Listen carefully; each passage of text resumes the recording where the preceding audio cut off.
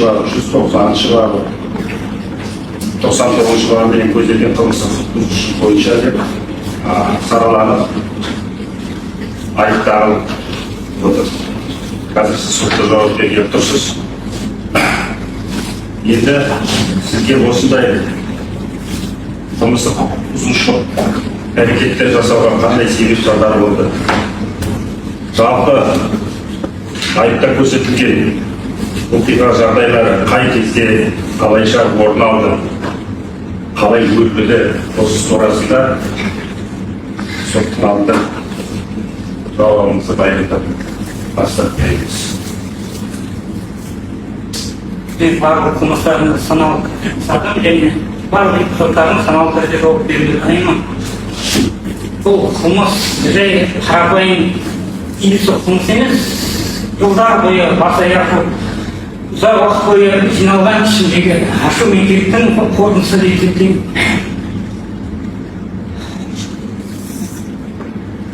Сол әйелімнің ең басты негізгі себебі әйелімнің отбасының менің өз 5 балама және жалпы отбасыма араласуынан туындаған қылмыстық іс және сол менің айналасындағы өшпенділік тек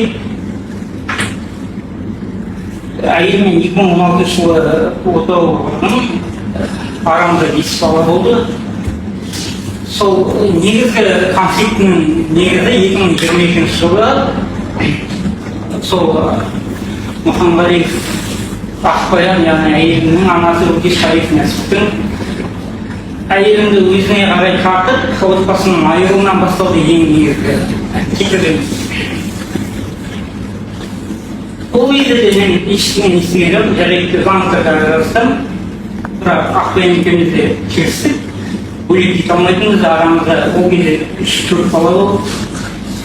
Ол кезде әйелімнің жүкті кезі, кішкене депрессия кезінде сондай арғы заңды түрде араласып, бірақ арамызда ешқандай конфликт, ешқандай болған жоқ. Ең негізгі себебі ондағы анасының Өкешқалиев Нәсіптің көздеген мақсаты, яғни қызын менің ата-анамнан бөліп шығару, ол мақсатына да көндім, жарайды орындалсын, әйтеуір балаларымыз жетім қалмасын.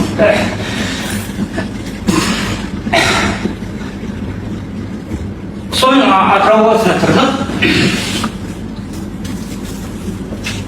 Ол кезде де кек болды, бірақ қатты не болған жоқ. Жарайды, өздеріңді дұрыс шығармын деп айтқандарына көндім, жарайды, 4 балам бар. Я қарай алмайтын кезде Дархан деген кісіге қолдар көп, бірсе қарайды, бірсе қарамайды, кейде шығады, көршілері қайта-қайта жаза бастады. Малдарын қарамай тұрғызын сияқты. Мен түсіндім, шақмал кішкене қиындық ойып жасайыншы деген сияқты. Онда да бірден емес, қарайтын адам қаламағандықтан сатып алып ойлап, екеуінің жұмысында сүру үшін. Сонымен бір кісіні таптым, мен Дархан еместен молдан алам деп солай алып, қылмысын жасыру үшін, бәрін қиындық тудырмау үшін ұсақ малдарын сатып алуға деп. Мен сатамын бір күнде де бәрін жүріп сөйлеймін ғой. Ол кезде мен тек ұсақ малдарынан бастадым, қиындық тудырды. Қылмысында сол мақсатым.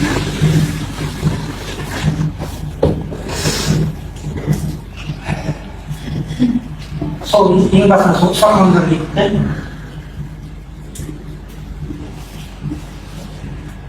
Сонымен бір кіші ойлам, бұлардың біткенмен арғаны жол жауызым. Қашылды, бірақ өзіңді бірақ өзіңді көрсетпей өзіңді. Сонымен өзіңді өзіңді күлмамайын ғой қасы жоқ. Шетелге барып өйде соған, басқа елден өске салмайын. Түркияға қашылды шештім. Қашылды емес, шын айтам, құдай ешен сұрағымыз. істеген нәрсені түсінді өзім кеткен шықты оны сөйлесе отбасын тастап оларға бере салуым керек деп деген ойлар болды. Құдайдан кешірім сұрағым келді. Сол ешқандай мақсатсыз бар Құдайдан кешірім сұрады мен. Мектепке барасың ба? Сол 10 мың мен сосын аяғын жұмыс жасағаннан кейін 2020 жылдың қараша айының 10-нан кейін неке өткіздіңіз. Түркия арқылы сондар арасында Өзіңіз ғой? өзім бар. Тоқы деген басын оған жақтан ешқандай не болған. Тоқы. Тонып кеттім. Может, Қытайдан кешірім сұрап ойлайыншы, сені қабілетке барасың, оңымды болдым. Сол кезде өзім өлтірмедім, келіп алдым. Құдай кешірер, бірақ Құдай түсінбесе басқа ешкім түсінбейді, мен бұл сынды дедім. Мен жайдан жерде сағадым, ол саған дейін әкелдің өздері. Иә, мен қатыгездік көрсеттім, бірақ олардың да кінәсі бар ғой, мен жассыздан жасалған өлтірген жоқпын ба деген ойды Құдайға сұрадым, кешірім сұрадым. Сол кезде анам разы болдым. Yani ayırmakları film olarak istiyoruz halinde Müslümanın orada soğuk gibi Müslüman Сол кезде Сәрсенғали Сұлтан Сәлімғалыұлы сізге Қазақстан Республикасы қылмыстық кодексінің сізге қатысты Қазақстан Республикасы қылмыстық кодексінің 384-ші бабы, 188-ші бабы, 190-ші бабы, 99-ші бабымен көзделген қылмыстық бұзушылық бойынша сараланып, айыпталып отыр. Қазір сіз сотта жауап берген тұрсыз. Енді сізге осындай қылмыстық бұзушылық әрекеттер жасауға қандай себеп салдар болды? Жалпы айыпта көрсетілген оқиға жағдайлары қай кезде қалайша орын алды, қалай жүйеледі процесс турасында сотталды. Мен барлық қылмыстардың саналып жасадым және барлық эпизодтардың саналы түрде жауап беруге тырысамын. Бұл қылмыс жай қарапайым кездейсоқ қылмыс емес, жылдар бойы бас аяқ ұзақ уақыт бойы жиналған ішіндегі ашу мектептің қорытындысы деп есептеймін.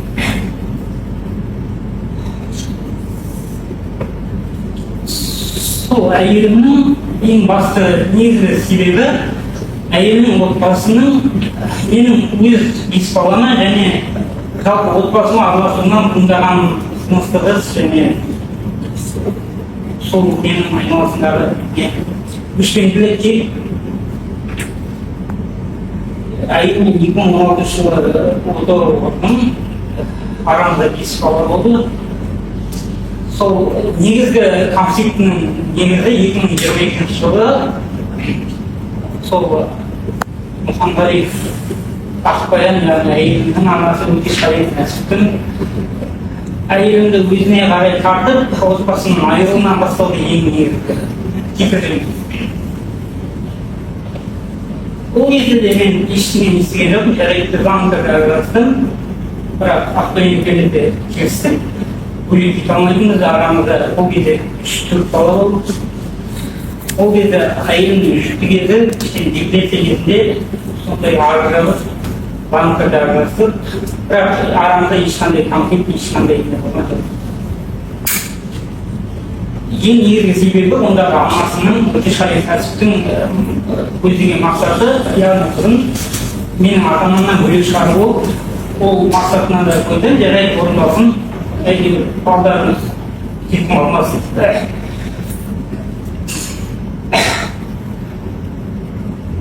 Соның Атырау қаласына тұрдық. Ол кезде де кек болды, бірақ қатысты не болған жоқ. Жарайды, өздерің дұрыс шығармыз деп айтқандарына көндім, жарайды, көп балам бар. Олар көбе дұрыс шығар деген ой отыру керек. 2022, 23, 24, 25 дейін сол Атырау қаласында тұрдық. Сол кезде олардың яғни қайын жұртым Мұхамбаев Ақбаянның үйші отбасына шектен сарыласы қарсасы көрсу көрді. Шектен сарыласы өздерінің дегендерімен жүргісі келді. Яғни шектен сарыландырғанында мойындайын, шектен көріп кескенде мойындайын, өзім көмектен бас тартсам да олар жоқ деп мені адамға көрмей өздері яғни финансер өтетті. Бірақ тегінен тең адам мен бас тартсам да тараптан қарап көмектесе бермейді, ол жағында ар жағында өздерінің мүддесі қыздарын, яғни менің балаларымды өзіне қарай тарту, мені шеттету жағынан ойлаған нелері шектен тыс қаржыландырды, шектен тыс көмектесті, шектен тыс араласты. Бәріне көзім шығарған бұл жерде үндеген жоқ. Сол кездері уақыт өте тек көшпелі жинала бер. Сол Қытайдың олың 2021 жылы внимание болды. Сол Жәңгелден барғанда өтпес салынып, одышка составып демалмай сол Мялы аудандық ауруханасына барып рентгенге түскенде внимание деген жеріміз қойған, атырауға кетті. Көппен құрайып баратыр. Сол кезде ең алғашқы әйелім өзі кетті, сол кезде ең алғашқы өте қатты титерген болды олардың ата-анасымен менің тарапымнан. Өйткені Ақбайдың өзін жіберіп қойды, мен алып қалып, 4 баламмен бармайсың деп әйелімнен шектетіп қойды. Бұның бәрін айта берсең өте ұсақталып кеткен болам, отбасылық мәселе, бірақ қайсы. Сол үшін сіз жалпы сөзбен емес, маған шектен тыс қысым көрсетті, шектен тыс мені бұлай істеді, маған бұлай етті деген сөздер жалпы емес. Нақтысын айтшы, сізге қандай сөздер айтшы, қандай сөздер айтылды, қандай іс-әрекет болды, не себеп болды оған.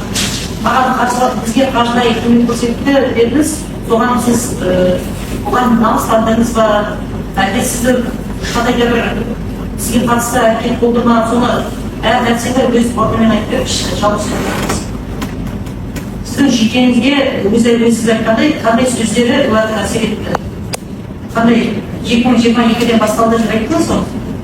Бұл отбасын шектен сарылас, қолсыз дегендермен жүргізу, отбасында басқару, өз басқаруларын алуы, мені шеттету, айыру, заңды түрде айырғанмен бұлай тұрғыдан айыра алмады ғой. Бірақ барлық амалдар жасап жүрді. Шектен тыс көмектесті, мен бас тарттым, намыстандым, қойыңдар көмектескендер, өз семьям өзім барғам деп. Олар көмектесіп, өз мүдделерін іске асыру үшін барын жасады ғой. Сол әйелім Нұрсай ауданындағы инфекционный больницаға түскенде мені жеріне алды. Сол кезде 2024 жылының 7 августте түскен, түнгі 12-де ауруханаға ауыстырған, яғни пневмония диагноз емес, аптис деген диагноз қойған. Сол кезде түнгі 12-де маған врач соқты, әйелің қазір операция береді, сен керексің, қолқап керек, әйелің аяқ ауыр, балаңа да сен әйеліңе де кепілдік бермейміз, операция болады деп. Яғни мен сол кезде барам дегенде әкесі де қайнаған да қарсы шықты. Бармайсың, балаңды барып үйде боласың. Қазір егер сен кетсең, балаларды өз анаңа апарып тастайсың деген қорқыныштар болды.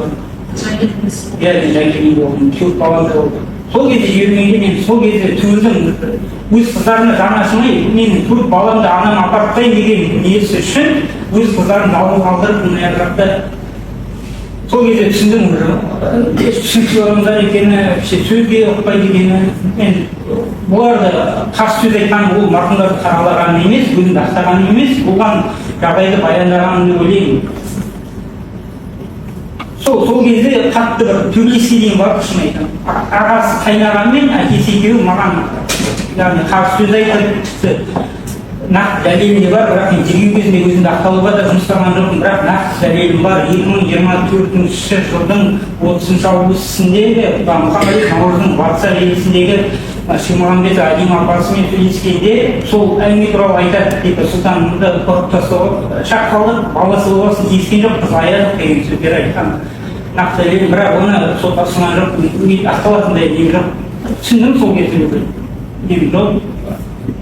Түсіндіре алмаймын, оларға басқаша жол жоқ деген сияқты түсіндім. Сол әйелім жалғыз операцияда болған, қасына ешкім кірмеген. Сол әйелімді соңғы рет сол кезде сау көріп, осы күнге дейін алуға қорқып.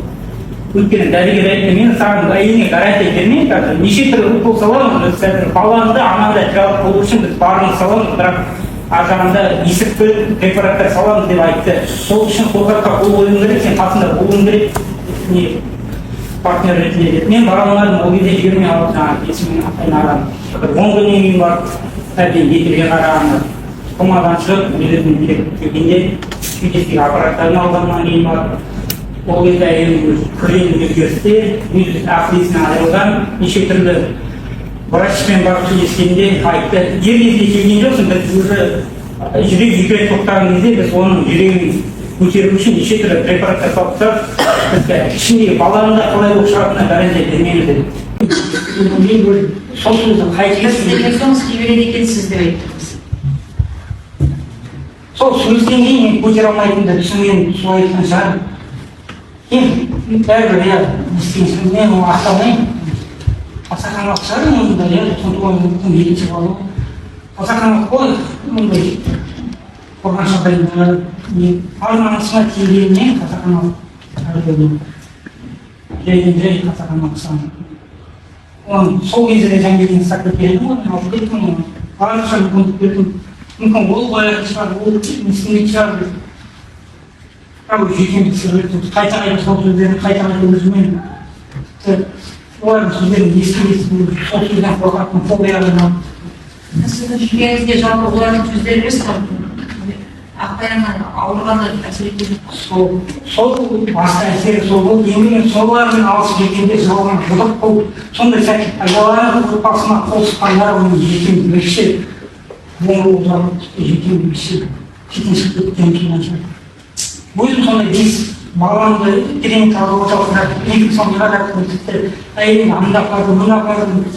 Тіпті сондай немен жүргенде жалпы адамға бөлектейтін бір сондай жағдайды пайдаланып отбасына қол сұққандары.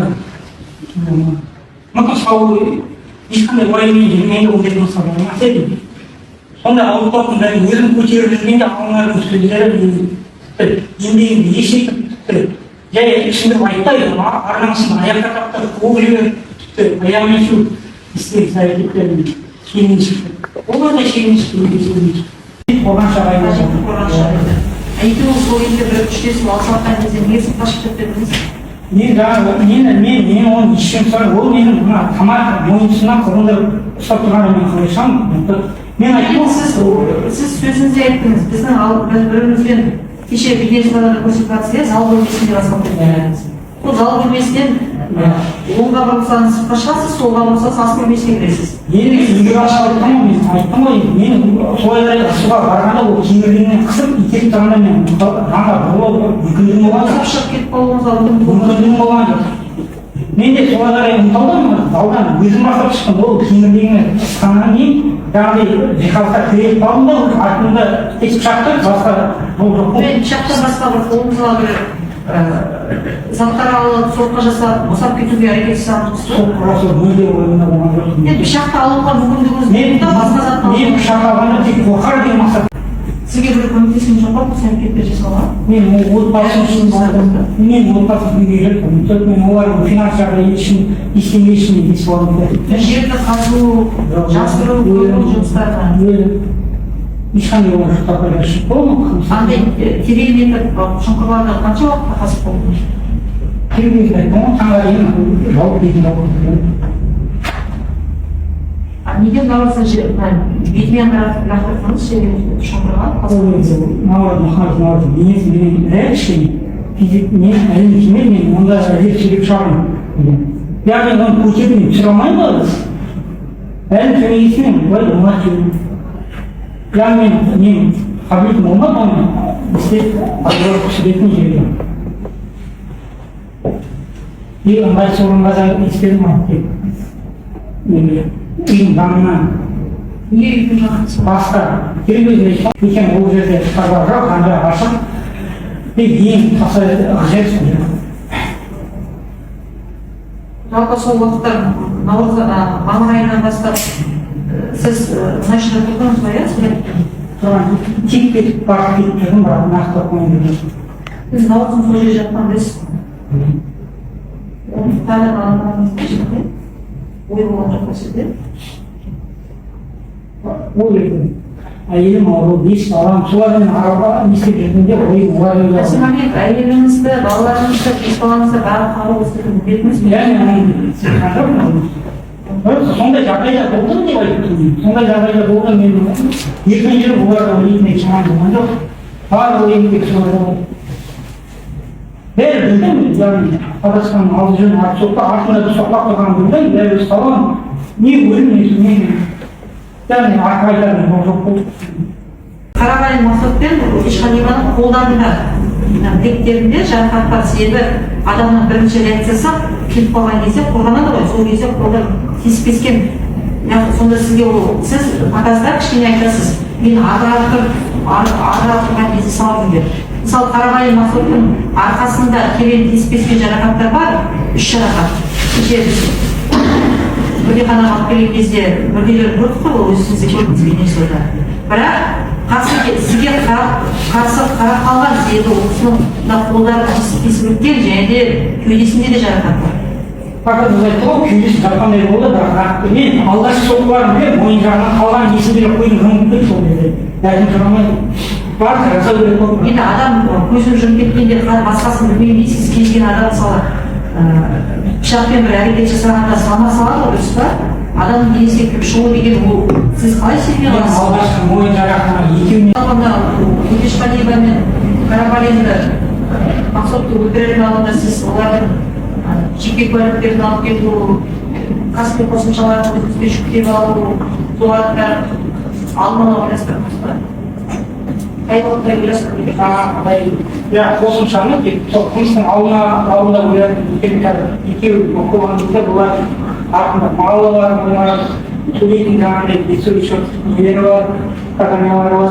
Оны алдын ала ойлағаныңыз, олардың сізге ашық шығып екеуі де кәсіби қосымшасын өзіңізге жүктеп алу үшін биометриямен арқылы керекті байттыңыз. Мен жаңағыдай айттым ғой, иә, балдар көнгендей болдым оларға айтқаным. Оларға соңдарын сол кезде түсіндім бәрі жақтар. Бәрібір артық айтып жоқ. Сол кезде жағдай. Ал жалпы Мейрамгүл мен Ақбаян ата-анасын сұраған жоқсыз ғой? Қашқызған. Кейін бала ешқал қанша күндері сосын дедім. Ертең сен бізде барамыз дедім. Ақбаян еңбек көрейік, сол бұл уақытын алды ғой. Ал Мейрамгүлді мұнайшыда Мейрамгүлге жарақат салған кезде Ақбаян қайда болды? Сізде мұнайшыда үй өтеппен емес, асқы есіне не болғанда, енді адамға жарақат беріп адамға шығып құрғанды шығарып айтады. Ақбаянның психикасы болмас па, кішкене мұндай сұрақ демейді. Ақбаян психикасы болмаса да кешені соларды қараған кезде сіздің жүрек дегеніңізге еріп жүреді осы. Sevgilim айтқанымен кішкене көрінмей алып істеп тыңдайтын. Мен бақыстаған ғой, мен өзіңіз істегенмен қасында бақтым ғой, қаншама жыл уақытым. Басқа мемлекетте жүрдіңіздер, ол мемлекетте жүріп тұруының уақыты бар өзінің, иә? Сізді полиция ұстамаған сөздерді қандай мақсатыңыз болды, не істейсіздер? Ешқандай ұсталуының бәрінен полиция ең соңында балдарды үкіметтің алды деген кезде болды. Сол балдар үшін істедім, сол әжелерін айырмау үшін ол мақсатында құтылған шыққан фильмде ұсталуым бұл мақсатым бар. Дәл сол кезде Ақбаянды алып, ол екеуіне де үзілер болғанда ғой, Ақбаянды алып полицияға беріп, өзінде жүргізді. Бірақ ол полиция конкурс алыс болды, оған даже баратын таксиға. Сол кезде өздері келіп ұстаған қыттым, шынайы VPN-сіз Инстаграмдардан, VPN одандар ашық, банкоматтан ақша алудың жағын берді. Сол ашыққа шыққан кезде сразу ұстады ғой, үшкеннен. Сотташының анықталған нәрсесінде осы оқиға болғанға дейін зауықпен өзінің әкеңізбен, туған ағаңызбен, фуқрамен әкеңізбен, туған ағаңызбен, фуқрамен әкеңізбен де араласпадыңыз зауықтарда. Несіне болды? Мен әлемнің өз отбасылық жағдайлар бір жағдай. Мысалы Қарабалиндар отбасы бәрі ешкім емес қандай, үйленбеген бәрі бірге тұрады. Сол менің мысалы каждый баламның 10 баласы бар, 6 баласы бар, олардың каждый өміріне араласа бермейміз солардан. Ондай бізде ондай ұстаным болған жоқ. Араласпау бөлек, біз рейдис қалып, содан кейін түспей қалдық деп айтқан жоқ. Нақты бір қатты бір несіне алсаң сыйлап жүріп, қатты бір несіне. Енді бауырлар бір-бірімен бір ай болсын, бір күндер болсын, бір сөйлеспей қалса, мүмкін болатын шығар, бірақ жылдар бойы. Нақты жолдасқан жоқ, ешқандай просто келіспеушілік болды, қарама-қайшы көзқарас. Енді кеше өзің дейсіңіз ғой, туған анаңыз деген телефон, онымен менде сұлтан телефон. Мен өзім несі, мен оған ешқандай дамамын жоқпын. Әйелімді, қайнағамды алып Түркия, Стамбул қаласына емдетуге өткені. Өз енді баласын қарау керек, уже есін білмейтіне 6 айдай уақыт болған кез ең алғашқы операцияны өтті. Стамбул қаласына Фатих ауданында әртүрлі клиникаларға емдетті, ешкімде нақты диагноз қойған жоқ. Себебін сұрағанда айтты, 2 рет операция болды, 2 рет наркоз алып, шетірлі препараттар салып, сол кезде айтты, врачтар кешегатар өз отбасын басқарып, қалған 9 жасар және 8 жасар баламды Махамбет ауданы мұнай мектебіне көшірдім. Сосын әйелімді, қайнағамды алып Түркия, Стамбул қаласына емдетуге өткені. Өз енді баласын қарау керек, уже есін білмейтіне 6 айдай уақыт болған кез ең алғашқы операцияны өтті.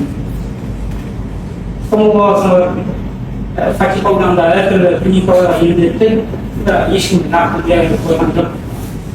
Себебін сұрағанда айтты, 2 рет операция болды, емдетемін деп жүргенде, сол кезде мен де әрекеттен көшегатар өз отбасын басқарып, қалған 9 жасар және 8 жасар баламды Махамбет ауданы мұнай мектебіне көшірдім.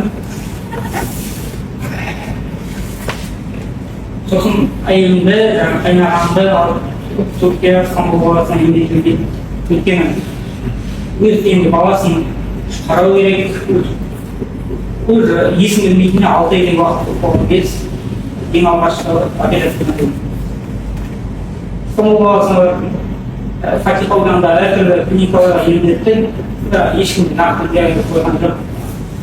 Себебін сұрағанда айтты, 2 рет операция болды, 2 рет наркоз алып, шетірлі препараттар салып, сол кезде айтты, врачтар кешегі арқылы өтті.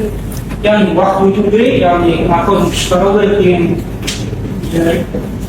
Бірақ әйелді колесімен жүремейтін деп апарғанда өз аяғымен тұрып әкелді, аяғына системалар беріп, яғни психикасына емес, өзінің денсаулығына жақсартатындай қорқыныштарды өз аяғына қайтып әкелді, Атырау қаласына. Сол кезде Мұхаммед Мияла ауылына кетті, өзінің ауылына. Сол кезде өз ары-қарай жүріп жоқ, ол күндерінде әйелімді алып Мұхаммед анама апарып, анама істеп қойды. Сол кезде 10 күннен кейін Мұхаммед қайтадан келді деген бірақ мен табылмаған. Сол кезде конфликт, ең үлкен конфликт басталды болды. Қосымшаларына қойылатын дегенде екеуінде телефондары болдыңыз ба? Иә. Қалай оған сізде достық болды, сізге ұялы телефондар беріп қойдыңыз ба? Жоқ, тұрды, келесің. Сол кезде номер білесің ба? Сонда жоқ. Ашық. SMS келтіріп болдым, жаңағы биометриядан өткізіп алдым, болдым. 1 секунд ішінде. Биометриядан қойдыңыз. Айттым да, бірақ қойын жарауысына керек, мен ана балдарды мектептен шығару керек дейді. Өздеріне өткізіп алдыңыз? Олар келісім ба? Келіскенде де андай қатты немен келісі да, бұл келіскейді, істейсіңдер документтерін әкеліпса деген сияқты мен өзенемей.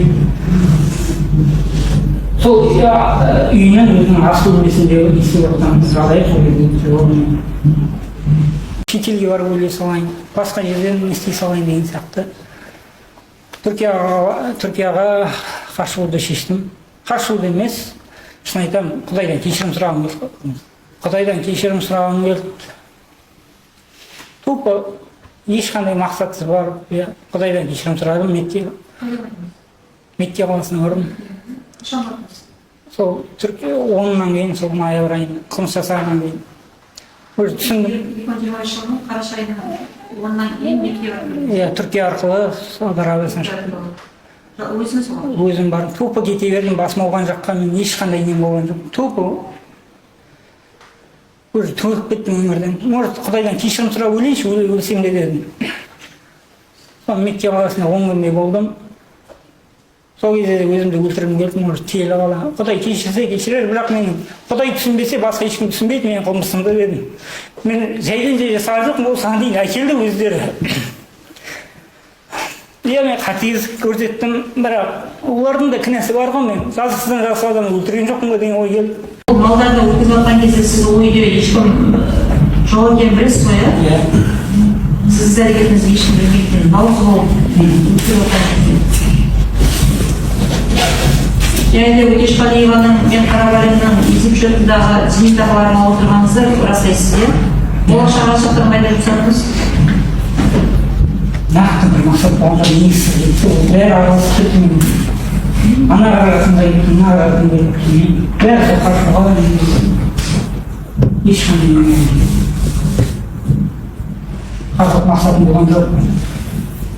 Тек қылмысында сөйлеймін. Барлық жағдайға бір жақты баға мен халық жауы ешқандай дейсін жоқ. Осының барына мен ішкі жанымен арбалысымен кесіріне бармын. Түсініп мен артық кеттім, қатыгездік көрсеттім. Бірақ олар да өздеріне сондай нені сұрап алғандай болды. Қоймақ мен барлық қылмысты бірдеңе жасап тастасам, олар айтарсыздар, бір адам не жассыз кетті ғой деп. Бірақ әрбіріне мен мүмкіндік бердім ғой, қояр, біреу болмаса біреу қояр деп. Бірақ төрт адамның да мінез құлқы бірдей екен. Сіз жалпы адам өмірі туралы адам өмірінің маңызы қандай сіз үшін? Адам өмірінің құндылығы туралы не ойлайсыз? Осы уақытқа дейін может рецидив сол бір қылмысты жауапкершілікке тартылсам, бір адамға зиян келсе, может мүмкін сөйлемес едім, может жазықсыз адамды зиян тисе. Бірақ олардың айтқанын ақылында мүмкін шашалып тұрса, олардың сөйлеген сөздері, мінез құлықтары, істеген құлықтары, бірақ адамның өмірі маған тиді дейді. Басқа адам болса тиді дейді зиян тигізеді. Бұл отбасыларыңызда мәселені заңды түрде шешуге болады. Егер сіздің егерде сондай сізге қысым болмаса, қандай да психологиялық қысым болмаса, жүйкеңізге әсер етіп жүрсе, неге құзырлы органдарына арыз жазбадыңыз? Бәрібір отбасын сақтай алмаймын. Мысалы, қараңызшы, сіз өзіңізді айтасыз, өзіңізді ойластырыңыз. Олар балаларға жақсы көрмейді, балаларды қарғады, балаларға өлтіреді дедіңіз, иә? Бірақ бір сөзіңізді айтасыз, өзіңізге қайшы келіп тұрсыз, олар балаларды алып қойғысы келді дедіңіз. Олардың барлық мүддесі бізді ажырату және балаларды алып қойғысы келді дейсіз, өзіңіз айтасыз, олар балаларды жақсы көрген жоқ. Оларға балаларға ешқандай мейірімділік болған жоқ.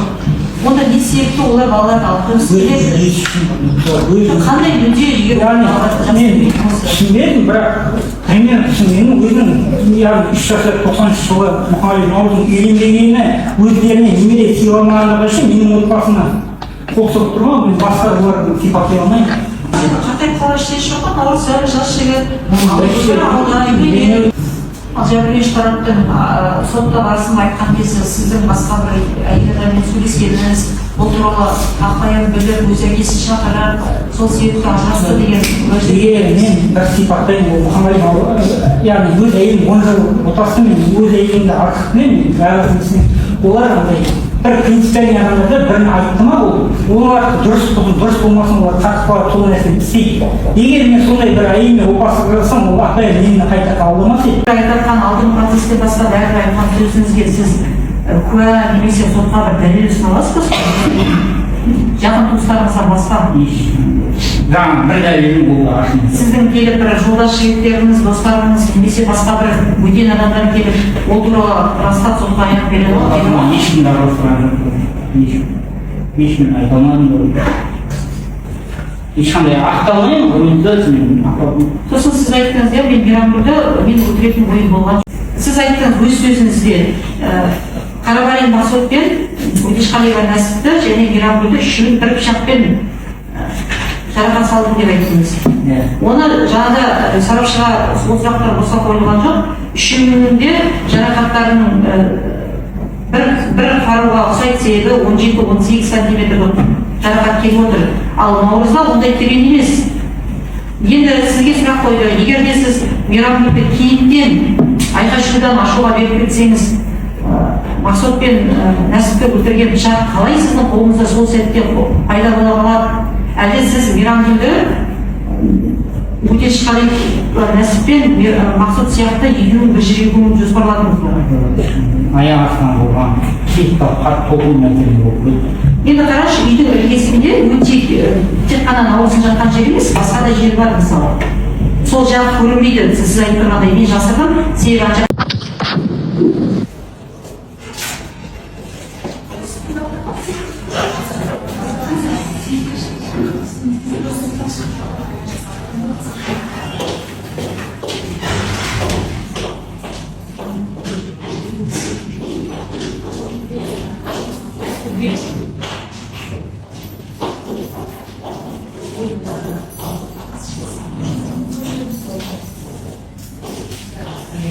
Anlamışsınız. Неге сол кезде мүмкін сіздің әрекетіңіз? Бірақ артында жаңағыдай отбасылық жағдай ғой, бала 3 айлық бала ауруда еріп ол ұстап кете алмадым.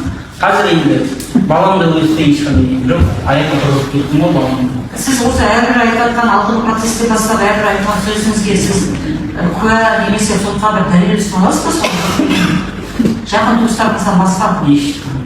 Жаңа бір дәлелім ол да ашылмайды. Сіздің келіп бір жолдас жігіттеріңіз, достарыңыз немесе басқа бір бөтен адамдар келіп ол туралы растап сотқа аяқ береді ғой? Ешкімді араластырған жоқ. Ешкім айта алмадым ғой. Ешқандай ақта алмаймын, сосын сіз айттыңызға мен Мейрамгүлді мен өлтіретін ойым болған жоқ, Ақбаянды қырасыз деп Атырауға сол үшін алып келдім дедіңіз, иә? Дұрыс па? Сосын мен сізге сұрақ қойдым.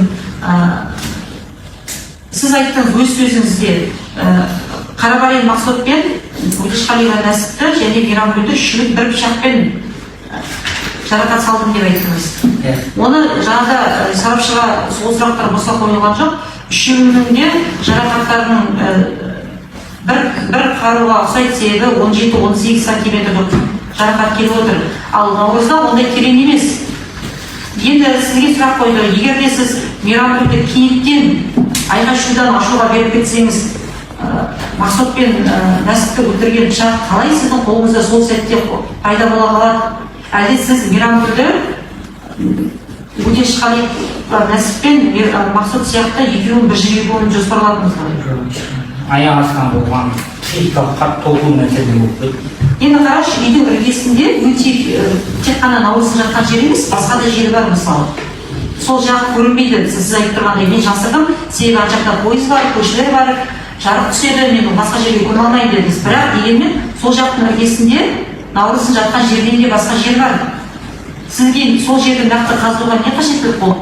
Сол жердің топырағы жұмсақ болды ма, әлде наурыз екеуін бір жерге көміп жоспарладыңыз? Келген кезде қағазда айтсын, басқа ашық жер болып, тек центр үйдің жаны бір 5 метр шығады, ең таза жер сол болды. Басқа үйдің жаны 5 метр жер емес қой, тек қана үйдің ұзындығы емес, үйдің жаны ені яғни. Ол жерде басқа жерде бар ма? Екінші енде басқа көршілер тұрады, екі жағы ұзындығында мына жағында үйлер басқа не жоқ. Фото нестерін қарасаң болады. Ең таза жері сол ол жаңағы қойылуға қарамағанда. Жоқ, дәл мына үйдің іргесінде көрмейтін жерде, наурыздың жатқан жерден де басқа екінші жаққа болғанда басқа да орындар бар ғой деп айтып отырсыз. Көршілерге ашық болатын ол ең сол жер ол. Яғни ені зерттеп қарасаң болады, жан-жағы көрінетін жер. Анламайсыз? Неге сол кезде мүмкін сіздің әрекетіңіз? Бірақ артында жаңағыдай отбасылық жағдай ғой, бала 3 айлық бала ауруда еріп ол ұстап кете алмадым. Қазір енді баламды өсте ешқандай жоқ, аяққа тұрып кеттім ғой балам. Сіз осы әрбір айтқан алдыңғы процесте бастап әрбір айтқан сөзіңізге сіз куә немесе сотқа бір дәлел ұсынасыз ба? Жақын туыстарыңыздан басқа? Жаңа бір дәлелім ол да ашылмайды. Сіздің келіп бір жолдас жігіттеріңіз, достарыңыз немесе басқа бір бөтен адамдар келіп ол туралы растап сотқа аяқ береді ғой? Ешкімді араластырған жоқ. Ешкім айта алмадым ғой. Ешқандай ақта алмаймын, сосын сіз айттыңызға мен Мейрамгүлді мен өлтіретін ойым болған жоқ, Ақбаянды қырасыз деп Атырауға сол үшін алып келдім дедіңіз, иә? Дұрыс па? Сосын мен сізге сұрақ қойдым. сіз айттыңыз өз сөзіңізде Қарабалин Мақсұт пен Өтешқалиева Нәсіпті және Мейрамгүлді үшеуін бір пышақпен жарақат салдым деп айттыңыз. Оны жаңада сарапшыға сол сұрақтар босқа қойылған жоқ. Үшеуінің де жарақаттарының бір қаруға ұқсайды, себебі 17-18 сантиметрлік жарақат келіп отыр. Ал Наурызда ондай терең емес. Енді сізге сұрақ қойды, егер де сіз Мейрамгүлді кенеттен айқай-шудан ашуға беріп кетсеңіз, Мақсұт пен Нәсіпті өлтірген пышақ қалай сіздің қолыңызда сол сәтте пайда бола қалады? Әлде сіз Мейрамгүлді Өтешқалиева Нәсіп пен Мақсұт сияқты екеуін бір жерге қоюын жоспарладыңыз ба? Аяқ астынан болған психикалық қатты толқу мәселе болды. Енді қарашы, үйдің іргесінде өте тек қана Наурыздың жатқан жері емес, басқа да жері бар мысалы. Сол жақ көрінбейді, сіз айтып тұрғандай мен жасырдым, себебі ар жақта пойыз бар, көшелер бар, жарық түседі, мен басқа жерге көре алмаймын дедіңіз. Бірақ дегенмен сол жақтың іргесінде Наурыздың жатқан жерден де басқа жер бар. Сізге сол жерді нақты қазуға не қажеттілік болды?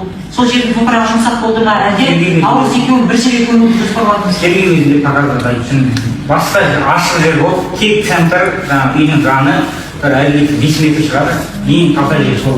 Басқа үйдің жаны 5 метр жер емес пе? Тек қана үйдің ұзындығы емес, үйдің жаны ені яғни. Ол жерде басқа жерде бар. Екінші енде басқа көршілер тұрады. Екі жағы ұзындығында мына жағында үйлер басқа не жоқ. Ода несілерін қарасаң болады. Ең таза жері сол ол жағы. Қойшуға қарамақ. Жоқ, дәл мына үйдің іргесінде көрмейтін жерде, Наурыздың жатқан жерден де басқа екінші жаққа болғанда басқа да орындар бар ғой деп айтып тұрсыз. Көршілерге ашық болатын ол ең сол жер ол. Яғни ені зерттеп қарасаң болады, жан-жағы көрмейтін жер. Зал 70 миллион теңге өндіруді сұраған азаматтық талапты мойындайсыз ба, мойындамайсыз ба? Қабылдаймын, бірақ қайтаратын кепілдік жағынан есебінен алдында не үшін тұрған нәрселер өндірілуіне одан болса өндіріп тұрып артында тәртіпленетін үміткерлер ешқандай исфалдан басқа байлығын қалғандар ешқандай. Яғни өзіңізге қойылған 70 миллион теңге моральдық талап арыз бойынша талап арызды мойындайсыз, бірақ оған өтеуге материалдық жағдайы жетпейді. Мүмкіндігім болса егер. Бірақ өтеуден бас тартпайсыз. Бас тартпайсыз. Сол себепті үйге кіруге де ешқандай возможность болған жоқ. Ағам да жеңгем де басқа жерден шығарып ағайындарымызды үйге кіруге, үйге кәделен беруге ешқандай мүмкіншілік болған жоқ. Мекеме орындарында жасадық. Бәрі малдары сатылып кетті.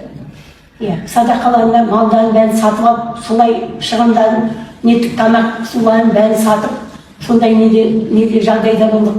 Ешкім үйіне ешқандай қатысып кіре алмадық, жабық тұр.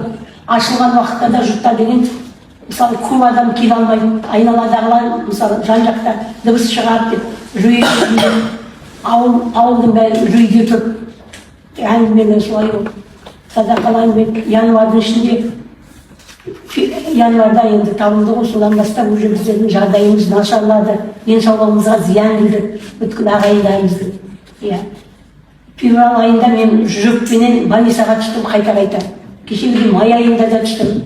Тяжелый состояниемен, қазір скорыймен барып, ешқандай ағайындарының мысалы жоқтығына байланысты қайғыда тамақ ішіп ұйықтау мүмкіншілік болған жоқ, совсем денсаулығыма зиян келді. Жалғыз мен емес, бүткіл ағайынымыз түгіл, бүткіл халық, еліміздің бәрі. Мысалы, бір адам емес, 4 адамды қандай күйде ұшыратқаны мысалы. Мысалы, ол ең бірінші Наурызды өлтірген жағдайда, оны ондай бала емес, бүткіл халық біледі, жуас, ешқандай. Онымен арпалысып, оған деген қарсылық жасайтындай бала емес, жұрттың бәріне көмектесіп, Ақбаян ауырғанда да көмектесіп тұр. Даже келгенде біздерге де мысалы қолына құр келмейді, бірдемесін алып келіп, апалапта ешкімге қарсы тұрмайды ол баланы. Ешқандай оған, онымен арпалысып, оған қарсы сөйлеп, ондай бала емес. Жұрттың бәрі де айтып жатыр ғой. Мысалы менің өзім ағам мен жеңгеме де келетіндер, олар бөлек тұрғанда, Ақбаян ауырғанда да көмектесіп тұр. Олар 22-де айырылған мезгілде де мысалы айырып алатын болса, сол мезгілде мысалы нетпеймін. Ондай. ол деген әкесінің туған күніне барғанда енесімен екеуі келді. Ал ол Сұлтан келген жоқ. Не себепті келмей қалды?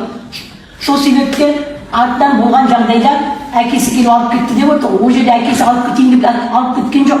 Ақбаян звондап, осындай жағдай болады, осылай болып телефонменен осындай біреу жіберді, біреумен жүрген деп, жатқан жерінен ұстап алдым деп, мен тұра алмаймын ондай адаммен деп.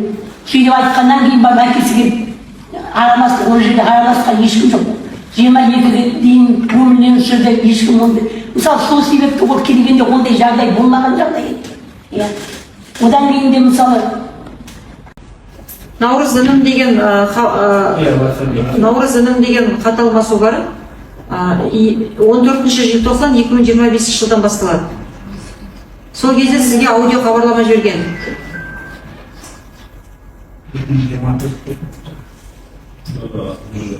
Ол телефонда жоқ, 25-тен басталса. Бұрынғы телефоны бұнан ұстап келатқан бәлесізден бері. Телефонда.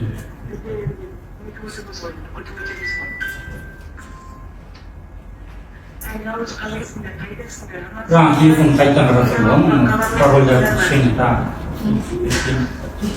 Сізге Наурыздың ұялы телефонда 14 желтоқсан 2025 жылы Наурыз қайдасыздар, уайымдап отырмыз ғой дегенде, сәлем бердік, шаруамыз бітпей жатыр, апа ауырып отырмын, бармайын дейді, үйленетін қыз жақта айқай шығарып жатыр, алмаса сотқа береміз деп, реттеп алайыншы бірінші.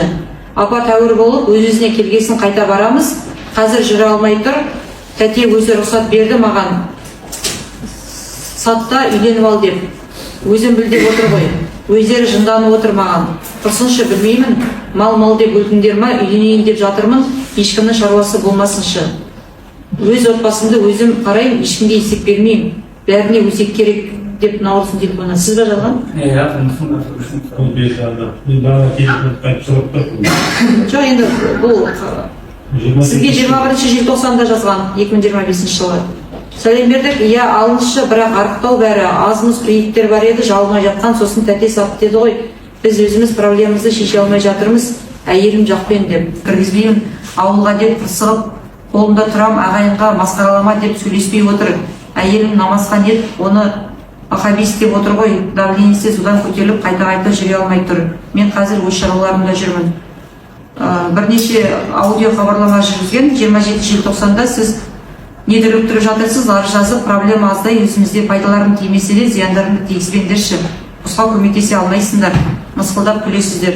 Пайдаларынан зияндарын көп екен. Өз ата-анама өзім жауап берем. Шаруаларыңыз болмасын, жарар, үйленіп алдым. Тыныш өмір сүргізбеңдер жан-жақтан. Банктен бір іздейді, полиция бір іздейді, дұшпан екенсіздер деп жазған. Содан кейін 30 желтоқсан, 1 қаңтар, 2 қаңтар, 5 қаңтар, 6 қаңтардағы соңғы рет 6 қаңтардағы хабарлама доставлені болмаған. Сол кезде өшіп жатыңыз ба телефонда? 6 қаңтарда соңғы рет қосымша жазған хабарламаларды өзіңіз екенін көрсетесіз ба? көрейін жаңағы. Берем қазір. Телефонды бана шотта қарадыңыз ба? 7 минут қосып сіңлім, інім, бір үйдің семьясы өліміне қатыстап отыр мысалы. Сол себепті үйге кіруге де ешқандай возможность болған жоқ. Ағалардың бәрі, ағам да жеңгем де басқа жерден шығарып ағайындарымыз.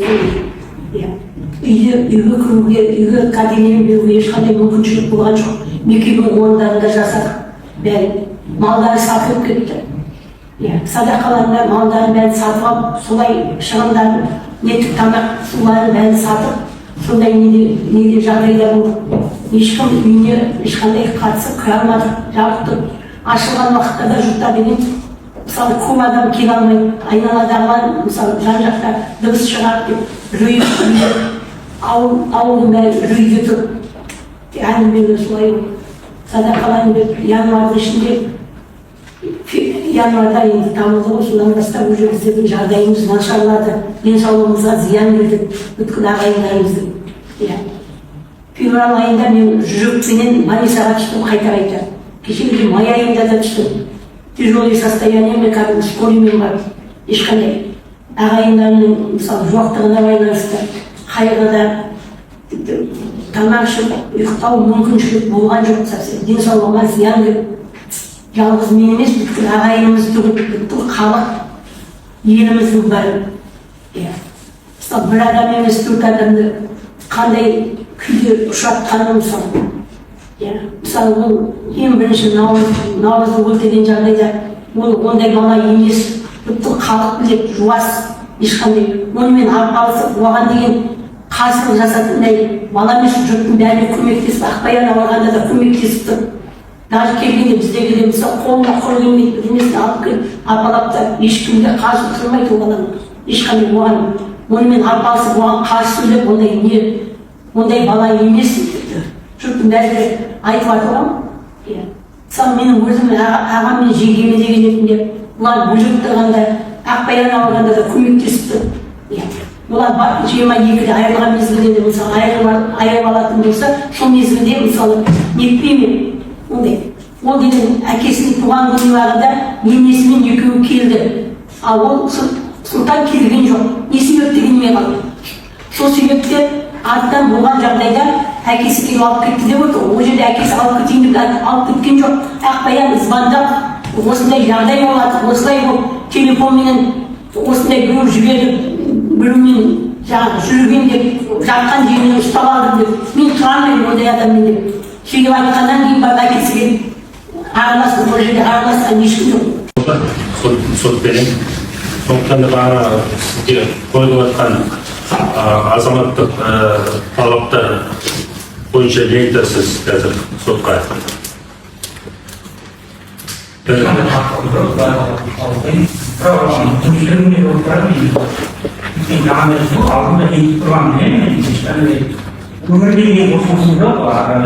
Umur boyu gitmeyin, başka bir şey.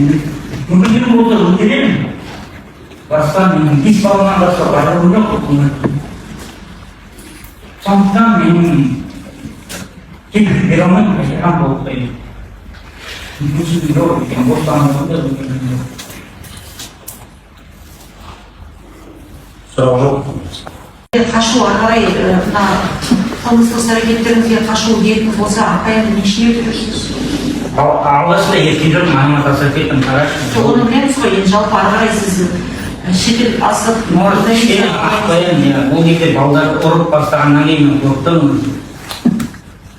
Ақбаянға қатысты іс-әрекет жасауға ниетіңіз болды ма? Жоқ, ешқандай. Мен оны соңғы уақытқа дейін балаша бағып не істедім ғой, мен өзім қашсам, может, мен ұстап қалсайын мүмкін, ашық айтамын. Әйелмен ешқай алыс жақты ести алмадым. Түсінбек, сіз айттыңыз ғой, мен некеге барып кешірім сұрамын дедіңіз, иә? Неге осы уақытқа дейін, сол уақытқа дейін, қазір бүгін сұрау кісі, онда жәбірленуші адвокат сұрап алған кезде, неге сіз процесті бастан бастап, кеше өз жауабыңызды берген кезде, оған тергеу барысында жәбірленуші тараптан неге кешірім сұраған едіңіз? Әрине ол өзіңіздің қойды білесіз ғой, ол жейтін, бірақ дегенмен сіз... Кешірім сұрамын, бірақ ол кісілер үшін олар жауап бермейді ғой мысалы. Неге жауап бермейді? Олардың маған жазған қылықтарына олар жауап бермейді ғой. Олар жауап бермейді, олардың өрт адамның маған жазған қылықтарына. Сізге мысалы қалай айдана ыстық сізге думан, мысалы, сұқыра... Бірақ олардың әрекетіне жауап бермей, мен өз бауырларымды әрекетіне жауап бермей, оларды дұрыс емес болса да мен дұрыс емес деп айтамын, дұрыс деп ақтамайын ешкімді. Жоқ, сіз сұрақ түсінген жоқсыз. Неге сіз осы уақытқа дейін шынайы сізге өтініш болып некеге барып кешірім сұрау болса, неге осы уақытқа дейін жәбірленушілерден кешірім сұрамадыңыз? Кешірім сұраймын. Ойымда болды, бірақ тергеуде де айттым, ешқандай дейін жоқ. Сол өшпенділіктен болды мен, бірақ өзімді кешірмеймін, жаңағы марқұмдарды кешірмеймін. Сізден сұрап алған кезде мен дұрыс жауап ала алмадым. Мысалы қарашы, мамыр айында наурыз қаза болды, иә, үйдің жанында іргесінде жерде көміліп жатыр. Сіз сол үйде қалай өмір сүрдіңіз, қалай ұйықтадыңыз, қалай жеп тұрдыңыз? Нақты тұрған жоқ. Тек соңғы уақытта оңай шығады, күз айында өткен Ақбаян шаруасын. Қашан болса да бір сағат сол жерге кіріп шығу өзі де оңай болмас еді. Өйткені үйден қатты емес, ішінде емес, енді сыртында бар. Ондай қиын болды. Өйткені өз-өзіңді жақсы екенін түсіндім. Мен оған ештеңе өзі баса, өзі шақырып, өзі өзіңді жазсыз екен деп түсіндім деген сөзді өзіңізді кінәсіз санайсыз ба наурыздың алдында?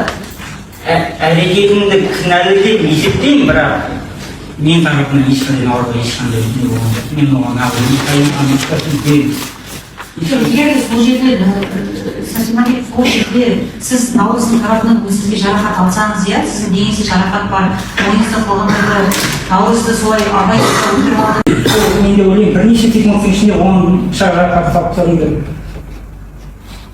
Өзім де сенбеймін оған дейін. Сонымен қашып шықсам, сол құлап қалған, қайтып кірдім, тапай қалған, қан кетіп қалған. Сол кезде үйден шықтым да, кешке дейін ойландым ғой далада. Мұхаммед наурызды қасақана өлтірмеген шығар дейді, бірақ қылмысымды қасақана жасырдым үшін. Сол кезде қолыма ең алғашқы қылмысым полицияға соққым келіп жүрегімде тердім, бірақ артымда бес баламды тастап кеткім келмеді, былайша айтқанда дәрменсіздей де тастап кеткім келмеді. Өйткені ең соңғысы 3 айлық, әйелім ауру, телефонын алдым, куәліктерін алдым, қылмысын жасырмақ мақсатында. Сосын бір-екі күннен кейін іздей бастады. Іздегенде де басқаныммен жұмыстамын деп жүріп алып қалдым, жұмысын жасыру үшін. Яғни 99-шы жылы бап жасыру үшін сол төменде көрсетілген баптарды жасадым да 3 бапты. 188-де де 384-те де 190-да да сол қылмысын жасыру мақсатында жасадым. Яғни қылмысын жасыру үшін алғанымды мойындаймын, несие рәсімден өтемін. Айттым, қарғын төлеуім керекпін деген сияқты сылтаулар айттым. Полиция арыз сол кезінде бергенде де не болатын шығар деген ой болды. Қарызы бар, төлемей қашып кетті деген сияқты дәстүрін сарқамын болған жоқ. Әлбетте бір 10 күн дейін қатты іздеген шығар. Мен бірақ баршамен жазылатын жұмыстарым, мен қарыздарым бар, барамайын қақпайымды өзім қарап отырмын деген сияқты алдадым, басқарған болған жоқ, отбасын сақтау үшін. Кімді алдың? Жаңа ата-анасын.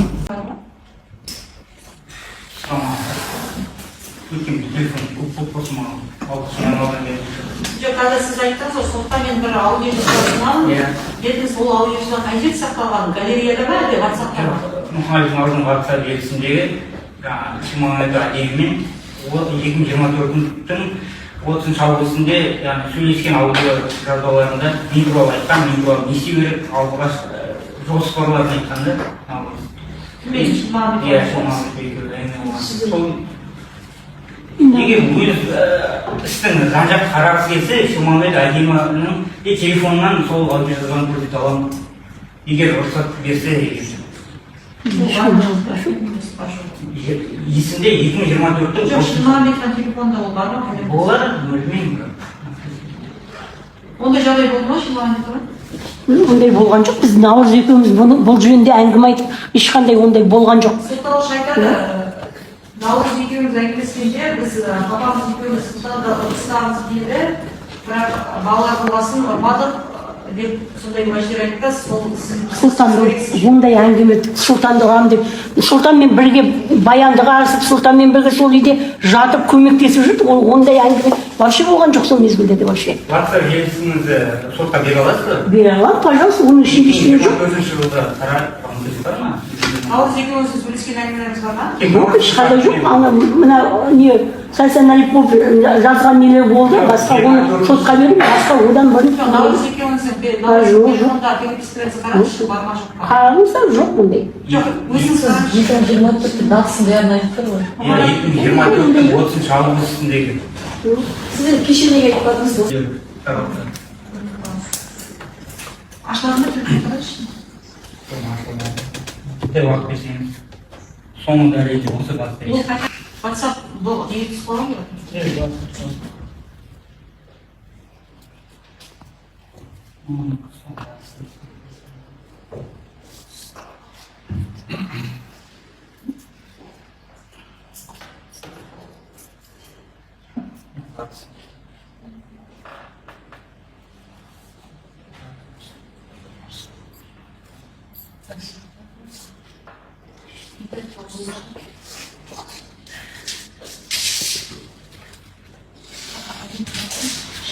Ештеңе уәкет болмайды.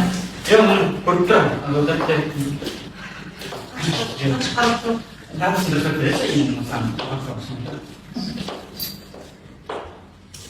Masa kendisi geçirdiği bir şey mi? Bir şey yok. Yok, daha sınırda. Getirmeyin mi orada? Uzun karşısında tutmuş.